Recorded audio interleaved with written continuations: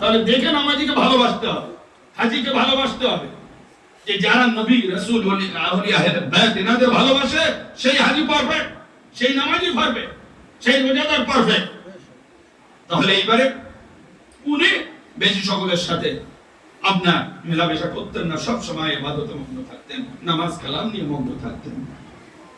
এইবারে উনাদেরই আওলাদ হযরত ইমাম হাসান আলাইহিস সালাম, পাক হাসান আল মুজতবা আলাইহিস সালাম, জান্নাত সর্দার, হ্যাঁ, উনার শাহজাদা হযরত হুজুরে ওয়াসিফা, শাহনশাহ বাগদাদ, ওলিকুল শিরোমণি হুজুর মাহবুব সুবহানী কুতুবে রব্বানী আবু মুহাম্মদ মুহিউদ্দিন আব্দুল কাদের আল জিলানী আল বাগদাদি হুজুরে ওয়াসিফা, তার সম্মান, তার মর্যাদা এবং সদা সর্বদা উনি ইবাদতের মধ্যে মগ্ন থাকতেন। উনি এমন ইবাদত করতেন যে সেই ইবাদতে দিয়ে ওনাকে একটা ধোঁকা দেওয়া হচ্ছিল। উনি একদিন খালি মাঠে যাচ্ছেন, যেতে যেতে আসমান থেকে একটা আওয়াজ এলো, বাদল ছেয়ে গেল, বাদল থেকে আওয়াজ আসছে, হ্যাঁ আব্দুল কাদের, আমি তোমার খোদা বলছি, তোমার ইবাদতে এত খুশি হয়েছি যে সেই নিয়ামত স্বরূপ আমি তোমার ইবাদত গুলো মাফ করে দিলাম এবং তোমার জন্য সব হালাল তো হালাল, হারামকেও হারাম করে দিলাম, এবং তোমার আর ইবাদত করতে লাগবে না, সব ইবাদত কবুল করে নিয়েছি। হুজুর ওয়াসিফা ওলিকুল শিরোমণি, উনি খালি বলেছিলেন না, আলেমদেরও সর্দার ছিলেন সেই যুগে। ওনার থেকে কত বড় মুহাদ্দিস মুফাসসির, আজিম মুহাদ্দিস মুফাসসির আর দ্বিতীয় ছিল। উনি সাথে সাথে চিন্তা করলেন, এ তো অবাক কাণ্ড, নামাজ আমার নবী পাকের উপরে, আমার পূর্বপুরুষ জাদ্দে আমজাদ পাকদের উপরে মাফ হয়নি, হালাল তো হালাল, হারাম কখনো কারোর জন্য হালাল হয়নি, আর এরকম বলে কেন? তো আল্লাহর তরফ থেকে নয়, কি বলছে, আমি আল্লাহর তরফ থেকে বলছি ইত্যাদি ইত্যাদি বলছে, না আল্লাহর তরফ, শয়তানের তরফ থেকে। উনি সাথে সাথে বুঝতে পেরে, রূহানি শক্তি দ্বারা বুঝতে পেরে আল্লাহর রহমতে কি করলেন, আউযু বিল্লাহি মিনাশ শাইতানির রাজিম বললেন যে তুই শয়তান, তুই আল্লাহ নয়, কেন তোরে ধোঁকা আমি বুঝতে পেরেছি। তখন সাথে সাথে সে বাদল ফেটে ফের আওয়াজ এলো যে আব্দুল কাদের, তোমাকে তোমার ইলম বাঁচিয়ে কিভাবে ধোঁকাটা ঈমান নষ্ট করে, চিন্তা করো, তোমার ইলম বাঁচিয়ে নিল। সাথে সাথে বললেন, মারদুদ, আমার ইলম কেন আমাকে বাঁচালো, আমার মালিক রব্বুল আলামিন আমাকে বাঁচিয়েছেন তোর হাত থেকে। হ্যাঁ, তুই কি মনে করছিস? কোন রকম ভাবে ওনাকে ধোঁকা দিতে পারেনি। সেই শাহনশাহ বাগদাদ হুজুরে ওয়াসিফা, তার পবিত্র মান্নাওয়ালা সিলসিলা বুক, আমরা ওনার নাম পাক আমাদের জন্য রহমত, হেদায়েত, ওনার গোলামি আমাদের জন্য নাজাতের ওসিলা। তো আজ তারা কত ইবাদত করে গিয়েছেন। সিলসিলা চিশতিয়া হযরত খাজা আজমিরি রাহমাতুল্লাহ আলাইহি, উনি এলেন আল্লাহ এবং আল্লাহ রাসূলের পাকের আদেশ মোতাবেক হিন্দুস্তানের বুকে। উনি যখন এলেন, কি নিয়ে এলেন? এই নামাজ, রোজা, শরীয়ত, কোরআন, কিতাব, এইগুলোই তো নিয়ে এলেন। উনি রাত রাত নামাজ আদায় করতেন ওলি আল্লাহ। তাহলে দেখা যাচ্ছে আলটিমেটলি আমরা যে ওলি আল্লাহ বুজুর্গানে দিনকে মানছি, এখান থেকে নিয়ে আপনি রাসূলে পাক অবধি কেউ নামাজ ত্যাগ করে, কেউ রোজার সময় ইবাদত ত্যাগ করে। তাহলে আমরা মান্যওয়ালারা কেন ত্যাগ করছি? আমরা মান্যওয়ালারা, ওনাদের নাম লেনেওয়ালারা কেন নামাজের মধ্যে এত রহমত, নামাজের মধ্যে আল্লাহর জিকির আছে, আলহামদুলিল্লাহ রাব্বিল আলামিন পড়লে আল্লাহর জিকির, নামাজের মধ্যে আমার হুজুর রাসূল পাকের জিকির আছে, আত-তাহিয়াতু লিল্লাহি ওয়াস সালাতু ওয়াত-তাইয়্যিবাতু ওয়াস-সালামু আলাইকা আইয়ুহান নবী। যারা নবীর উপর সালাম দিতে গেলে কলজে ফেটে যায়, ওরা বাধ্য হয়ে নামাজের মধ্যে সালাম পড়তে বাধ্য হয়, সালাম না পড়লে তো নামাজ হবে না।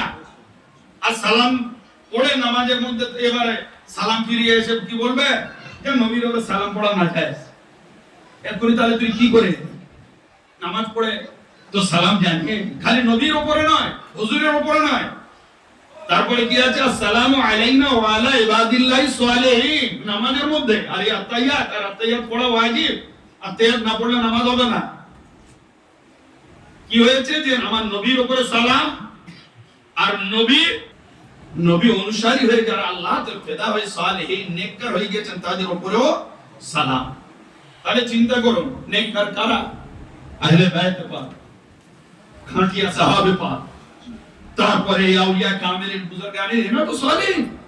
তাহলে আলটিমেটলি দেখা যাচ্ছে আমরা নামাজে এই সালেহীনদের উপরেও সালাম পড়ছি, নামাজ আল্লাহর ফরজ ইবাদত, তার মধ্যে নবী, আহলে বাইত, আসহাবে কেরাম, সালেহিন, বুজুর্গানে দিন এনাদেরও জিকির করছে নামাজে। তবু সালাম ফেরাতে পারেনি, নামাজের মধ্যেও আহলে বাইত আছে। এইবার সালামের পরে আমরা আত্তাহিয়াত পড়ার পরে কি পড়ি? দরুদে মাসুদ, দরুদ ইব্রাহিম পড়ি। আল্লাহুম্মা সাল্লি আলা মুহাম্মদ ওয়া আলা আলি মুহাম্মদ কামা সাল্লাইতা আলা ইব্রাহিম ওয়া আলা আলি ইব্রাহিম। ये तो अहले बैतर खास जिक्र है। এটা দরুদ কি, হে আল্লাহ তুমি নবী মুস্তাফা সাল্লাল্লাহু আলাইহি ওয়াসাল্লাম এবং ওনার আল মানে আহলে বাইত, আহলে বাইত মানে হুজুর মাওলানা মুশকিল কুশা পাক থেকে নিয়ে হাসানী সৈয়দ এনারা হুজুরে কৌসে পাক খাজা ইবনে রহমাতুল্লাহ আলাইহি ওনাদের এনাদের আওলাদ হাসানী হোসেন সৈয়দ চলতে চলতে কিয়ামতের শেষ লগ্নে ওই সমগ্র বিশ্ব আমার নূর দ্বারা তৈরি।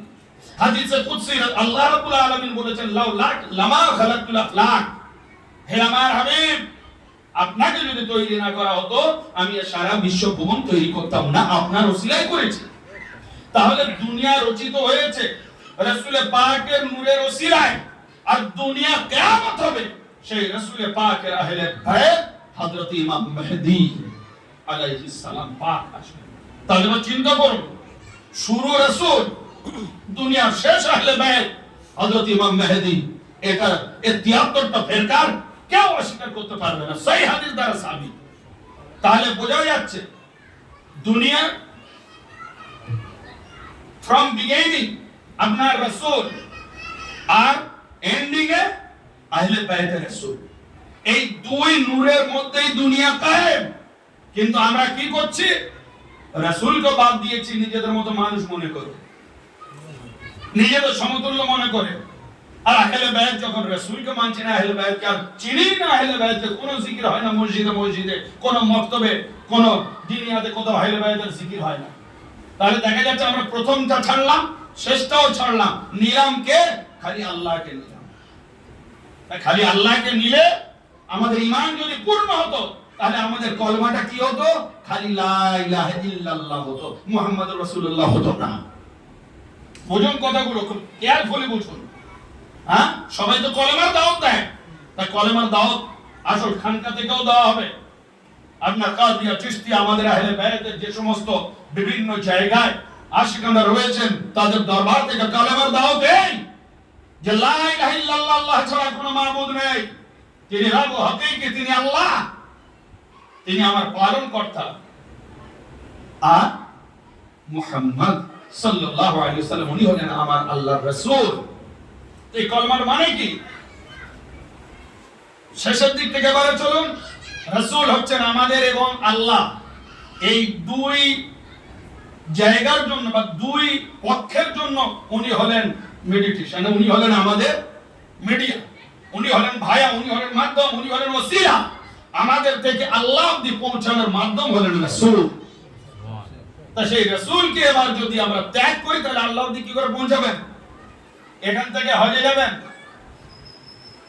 মাঝখানে মিডিয়া কি হয়? আপনি পানি জাহাজে যান না উড়ো জাহাজে যান।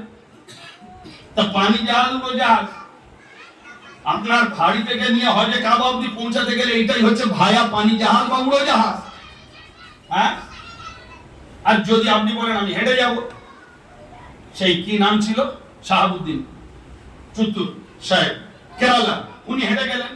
তা হেঁটে গেলে তো আপনি আর নিজে এখান থেকে হেঁটে ওখানে যাবেন কোন সাহায্যে? দুটো পায়ের সাহায্যে। আপনার ওসিলা নিতেই হবে, সে নিজের পায়ের সাহায্যে নেন বা পানির জাহাজের সাহায্যে নেন বা আপনি পুরো জাহাজের সাহায্যে নেন। ইবাদত করতে যাচ্ছেন বাড়ি থেকে বেরিয়ে কাবায়, ওখানে পৌঁছাতে গেলে আপনার ওসিলা একটা মিডিয়া ভায়া নিতেই হচ্ছে। আর সেম যদি কাবায় পৌঁছাতে গেলে বিনা মাধ্যমে না পৌঁছাতে পারেন, কাবাওয়ালা আল্লাহর কাছে বিনা মাধ্যমে চলে যাবেন?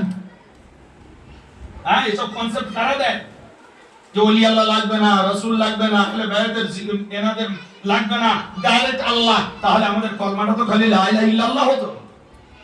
মুহাম্মদুর রাসূলুল্লাহ কেন হলো? যতক্ষণ মুহাম্মদুর রাসূলুল্লাহকে না মানা হবে ততক্ষণ আল্লাহর উপরে ঈমান প্রতিষ্ঠিত হবে না। হ্যাঁ, আর ফের রাসূলুল্লাহকে মানা তখনই কার্যকারী হবে যখন রাসূলের আহলে বাইত আওলাদে রাসূল উনি রেখে গিয়েছেন তাকে যতক্ষণ না মানা হবে। অর্থাৎ ওনার আওলাদ যে নসল থেকে এসছে হযরত খাতুন